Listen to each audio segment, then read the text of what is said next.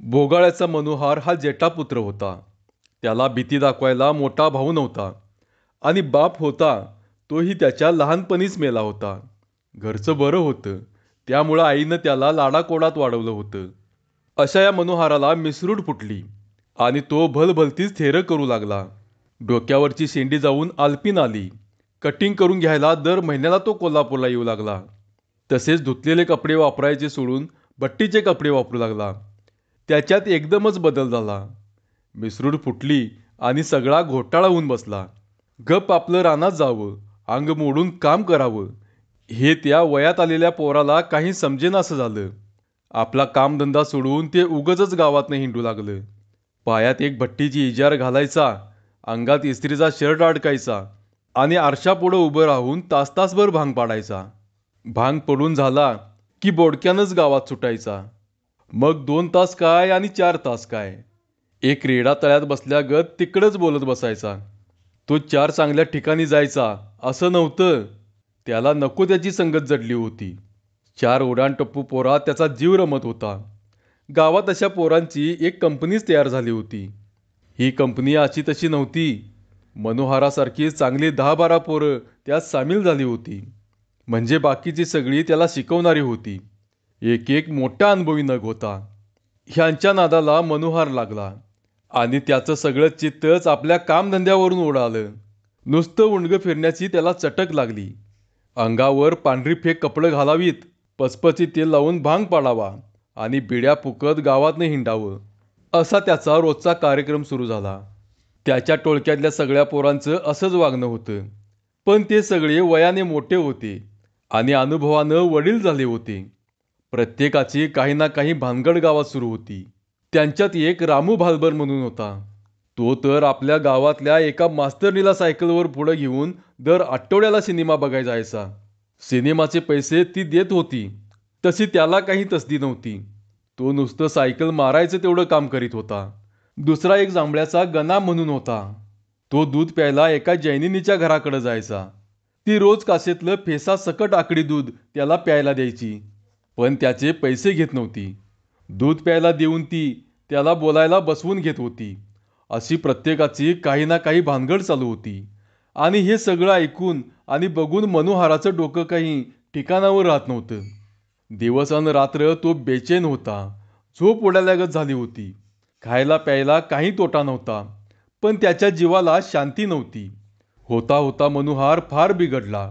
आलपीन राखून हिंडत होता तो आता रोज मिशी बोलून हिंडू लागला. खाल्लेलं त्याच्या अंगी लागेना झालं. बोकडागत खाल्लं तरी तो लाकडागत वाळत चालला. पोरगं अंग धरेना याची त्याच्या आईलाही काळजी लागली. ती रोज एक पदार्थ करून त्याला खायला घालू लागली आणि सोन्याचा घास खाऊनही त्याचं अंग झडतच चाललं.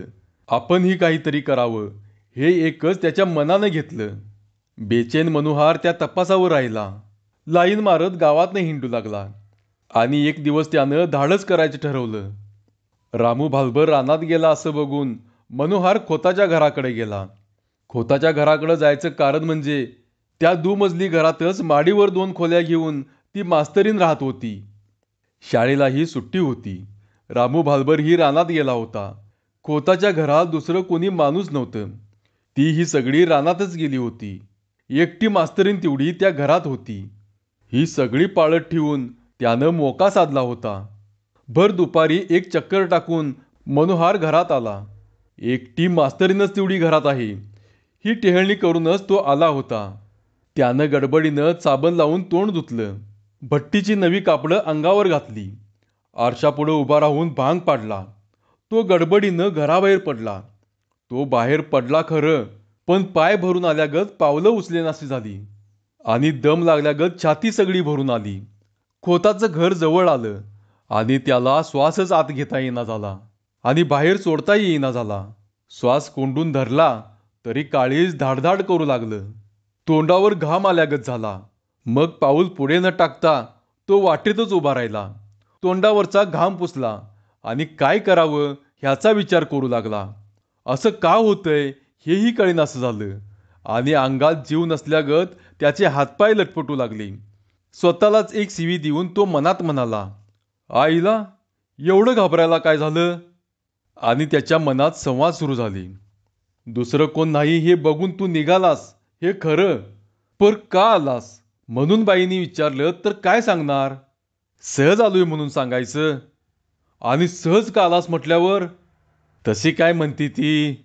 आणि जाऊन काय करणार? बघायचं, बसायचं जरा बोलत. मग झालं? झालं का? तर काय करणार? बघणार रासरंग.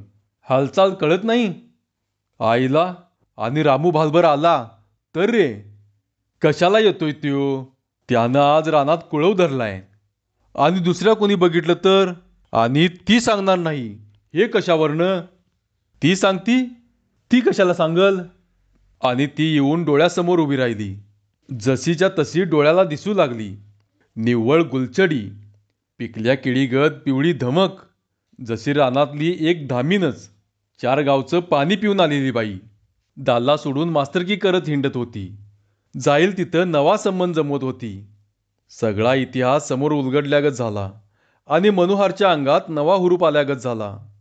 तो आपल्या मनात म्हणाला, आईला का भ्याचं? किती केलं तरी चटावलेली बाई ती. तिला कशाची भीती नाही. आणि आपल्याला का कदर एवढी? असं मनात आलं आणि भेंडाळलेल्या हातापायात जीव आला. काळीज घट्ट झालं आणि उडायचं थांबलं. काय होईल ते होईल असं म्हणून त्यानं मनाचा निर्धार केला आणि पाऊल उचललं. मनोहरानं थेट खोताचं घर गाठलं. एक चोर घरात घुसावा तसा तो दारातनं आत शिरला आणि डाव्या हातानं जिन्याकडे वळला. जिन्याजवळ जाऊन उभा राहिला आणि पाऊल उचलायची भीती वाटू लागली. पुन्हा अंगात घाम सुटू लागला. तसा त्याचा जीव कावला. म्हणाला, एवढा भागूबाई हाईसले का? आता हितनं माघारी जातोस? मुकाट्यानं वर जायचं आणि काय काय होतंय ते बघायचं. हून हून काय होईल? कोण फाशी तर देणार नाही नवं? त्यानं पाय उचलला आणि आवाज न करता जिना चढून तो वर आला. समोरचीच खोली. दार पुढे केलं होतं. उगच उभा राहून तो दाराकडे बघत राहिला. दार ढकलून आत जावं का बाहेरनंच हाक मारावी? एवढ्यात दारच उघडलं आणि खुद्द बाई समोर येऊन उभी राहिली. पडदा वर जाऊन खेळ सुरू व्हावा तसं घडलं. एक सिनेमा सुरू झाला. गोरी पानबाई, बोट लावल तर पिवळा रंग लागावा अशी. ती अशी दार उघडून बघतच राहिली. दचकल्यागत जरा मागं जाऊन आडाला झाली आणि हसऱ्या चेहऱ्यानं बोलली, या की. असं उभं का? तळ्यात खडा पडून तरंग उठावेत तसं झालं. ती हसली तसा तोही हसला. जीवाला आधार वाटला आणि न कचरता तो आत गेला. ती बसा म्हणाली. तो बसला. ती हसली. तोही हसला. आता पुढं काय? पेच पडला. काय बोलावं हेच कळेनासं झालं. कोडं पडलं. दोघांनाही ते सुटत नव्हतं. मनोहर खुळाच होता. धरून आणल्यागत तो नुसता बसून राहिला होता. तशी ती नव्हती. पडलेलं कोडं तिनं पुढं होऊन सोडवलं. सोडवलं म्हणजे बोलणं सुरू केलं. लाजत लाजत तिनं विचारलं, चहा घेता ना? घेतो की. मग ती एका कोपऱ्यात गेली. काकडा पेटवून तिनं स्टोव पेटवला. पाण्याला उकळी येत होती आणि जवळ एक पाट मांडून ती म्हणाली, लांब का? जवळ या की. जवळ जाऊन मनोहर पाटावर बसला. तिनं विचारलं, तुमच्या मळ्यात ऊस असेलच की? हाय की हो. ऊस हाय, हळद हाय. हळद काय करायची?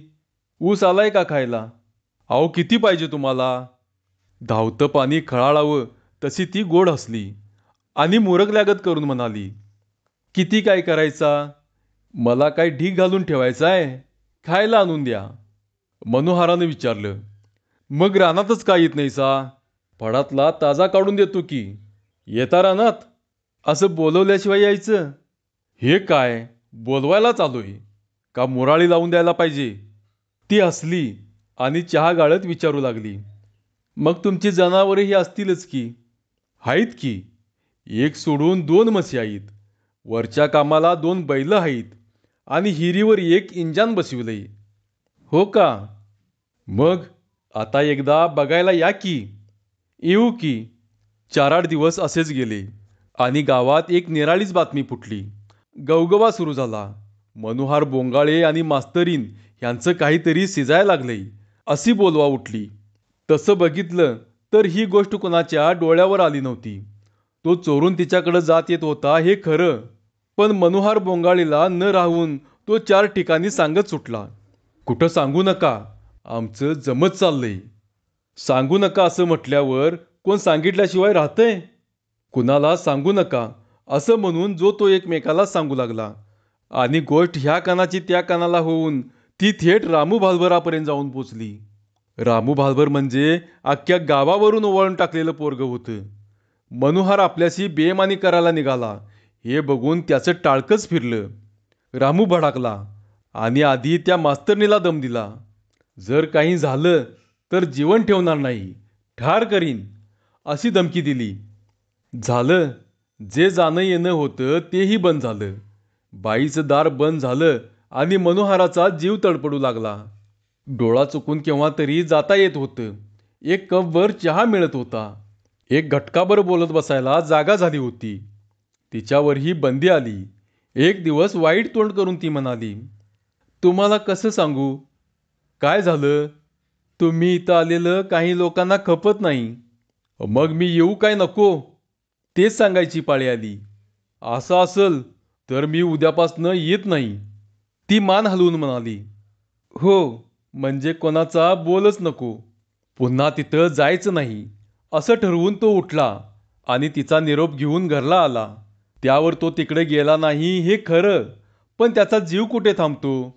जुळत आलेला संबंध तुटल्यागत झाला आणि एक मासा तडपडावा तशी त्याच्या मनाची तडपड सुरू झाली. एक दिवस आपल्या माडीतल्या खिडकीत तो सहज उभा राहिला असता त्याला खोताचं घर दिसलं. घर दिसलं म्हणजे माडी दिसली आणि माडीतल्या गॅलरीत बाई उभी राहिलेली दिसली. एक नवा शोध लागल्यागत झाला. आपल्या घरच्या माडीवरनं बाईची भेट घेता येत होती. निदान डोळ्यानं बघता तरी येत होतं. ती त्याला दिसत होती, पण तिची नजर ह्याच्याकडे नव्हती. आपण इथं खिडकीत उभे आहोत हे तिला कसं कळणार? आणि हे तिला कळल्याशिवाय ती आपल्याकडे कशी बघणार? आपण इथं खिडकीत आहोत हे एकदा तिला कळलं म्हणजे सदोदित ती गॅलरीत येऊन उभी राहील. पण तिला हे कसं कळवायचं हा त्याला प्रश्नच पडला. 2 दिवस त्याला झोप लागली नाही. डोकं सतावल्यागत झालं. कसा टेलिफोन करावा हेच कळत नव्हतं. आणि एक दिवस कनेक्शन जुळलं. त्याला एक युक्ती सुचली. एक पावा तोंडाला लावून तो खिडकीत उभा राहिला आणि खच्चून पावा वाजवत तो तिकडं बघू लागला. या पाव्यानं मात्र काम केलं. पावा वाजवायला सुरुवात केली की बाई गॅलरीत येऊन उभी राहू लागली. भर दुपारचं तर भर दुपारचं, तिन्ही सांजचं तर तिन्ही सांजचं, अशा एकमेकांच्या खुणा पटल्या. पण त्या गावाला साधवून सांगितल्यागत झालं. त्यांच्या खुणा गावाला कळायला उशीर लागला नाही. पावा कानावर आला की लोक रस्त्यावर जाऊन दोन्ही माडीकडे बघत उभी राहायची. मनोहर खिडकीत असायचा. ते दोघं एकमेकाकडे बघत राहायचे आणि गाव सारं त्यांच्याकडे बघायचं. अशी तऱ्हा सुरू झाली. मनोहर खिडकीत असायचा, ती गॅलरीत असायची. ते दोघं एकमेकाकडे बघत राहायचे आणि सारं गाव त्यांच्याकडे बघायचं. अशी तऱ्हा सुरू झाली आणि गावच्या टोळभैरवांना चगळायला एक विषय मिळाला. रामू भालभर पुन्हा पेटला. मिशीवर ताव देऊन तो सांगू लागला, आता ह्याची गंमत करतो. आणि एक दिवस शाळेतल्या एका पोरानं मनोहरला एक चिठ्ठी आणून दिली.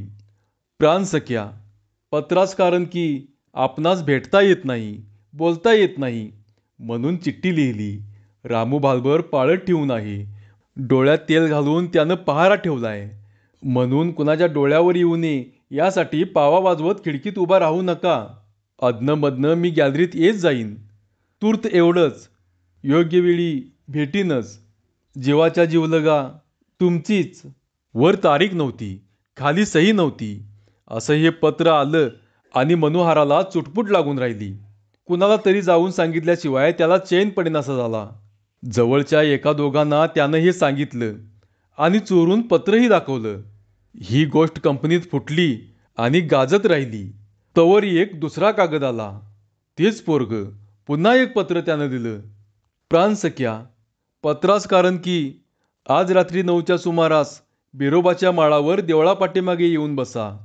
कोणी बघणार नाही याची सावधगिरी घ्या. मी देवाला आल्यागत येऊन तशीच माळानं पुढं जाईन. मी ओढ्यावर दिसल्यावर तुम्ही तिकडे या. या वेळेला तिकडं कुणी नसतं. भिण्याचं कारण नाही. भेटी अंती सर्व खुलासा होईल. राया तुमचीच. दिवस मावळला. एक नवरा सजावा तसा मनोहर नटून तयार झाला. रेशमी कोट अंगात घातला. हो म्हणून मनगटाला अत्तर लावलं. दोन्ही कानात 2 फाये ठेवले. एक आपल्याला आणि एक तिला द्यायला. आणि गडी असा नटून थटून बेरोबाच्या माळावर गेला.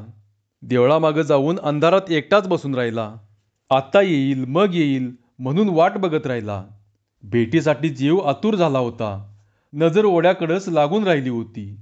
सगळी वर्दळ थांबली. कोणी जाताना येताना दिसेनासा झाला. माळ सगळा उजाड दिसू लागला.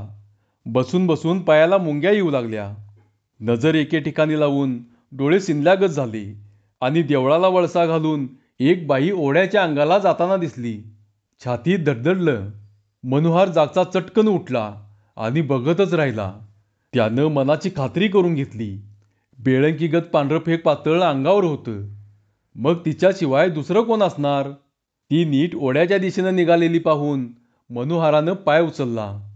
सपाट्यानं तो पुढे जाऊ लागला. तसं मधलं अंतर कमी होऊ लागलं. बाई थेट ओढ्यात गेली आणि उभी राहिली. मनोहर पाठीमागनं येतोय असं बघून ती ओढ्यानंच पुढे जाऊ लागली आणि हात करून मनोहरानं म्हटलं, अहो थांबा की. न थांबता तिनं हातानंच खुणवलं, या इकडे. आसपास कुणी बघणारं नव्हतं आणि मनोहर पळतच सुटला. जवळ जाऊन तिच्या अंगाला भिडला. बाई डोळ्याला डोळा न लावता तोंड झाकून हसू लागली. तरी त्याला काही कळलं नाही. तो कमरेभोवती हात घालू लागला आणि मुका घ्यायला म्हणून त्यानं तोंडावरचा पदर बाजूला केला. बघतोय तर त्याच्या कंपनीतल्या एका पोरानं रूप घेतलेलं. तिकटीवर गाठून कुणी पायताना हाणावं तसा त्याचा चेहरा काळा ठिक्कर झाला. हेटावल्यागत झालं. काही न बोलता तिथनं निघून जावं म्हणून तो मागं फिरला आणि तेवढ्यात ओढ्यात दडून बसलेले टोळभैरव कदा कदा हसत त्याची वाट अडवून उभे राहिले. मेल्याहून मेल्यागत झालेला मनोहर त्यांच्या तोंडाकडे न बघता खाली बघून म्हणाला, तुमच्या आईला तुमच्या असं करत्यात होय? सोडा मला. काय थट्टा चालली आहे ही? थट्टा? अरे अजून कुठे केली या? आत्ता करायची आहे. असं म्हणून रामू भालभर पुढं आला आणि त्याच्या रेशमी कोटाला धरून म्हणाला, आमची ही काय थट्टा वाटली वय र तुला? आणि तू चेष्टा लावलीस तिचं काय र? कोटबीट घालून नटून आलास की. जांभळ्याचं पोरगं पुढं झालं आणि रामूला म्हणालं, चांगला रेशमी कोट घालून आलाय, घ्या किरक काढून. दोघांनी मिळून कोट काढायला सुरुवात केली आणि मनोहर चिडून म्हणाला, लेकानू कापडाबरोबर काय चेष्टा करताय? काय चालवल्यास आहे? रामू म्हणाला, काय चालवलंय हे तू नुसतं बघतच राहा. आता 2 मिनिटातच तुला कळतंय बघ. काय कळतंय? उत्तर न देता त्यानं आधी त्याच्या अंगातला कोट काढून घेतला आणि नंतर एकानं खाली विजारीला हात घातला. लाट लाट कापत मनोहरानं विचारलं, अरे काय करताय रे हे? तो असा विचारत राहिला आणि त्याची विजार फेडली. अंगातला शर्टही काढून घेतला. त्याच्या अंगावर बोटभर चिंधी ठेवली नाही. सगळे कपडे काढून घेतले आणि त्याला नागवं करून चांडाळ चौकडी ही गावाकडे निघाली. भ्यालेला मनोहर मागे लागल्यागत करून म्हणाला, अरे तुमच्या पाया पडतो मी, असं करू नका. भालभर पुढे झाला आणि रागानं म्हणाला, लई बोलशील तर वादाडात देईन. तुला सांगितल्यापैकी तू माझं ऐकलं नाहीस.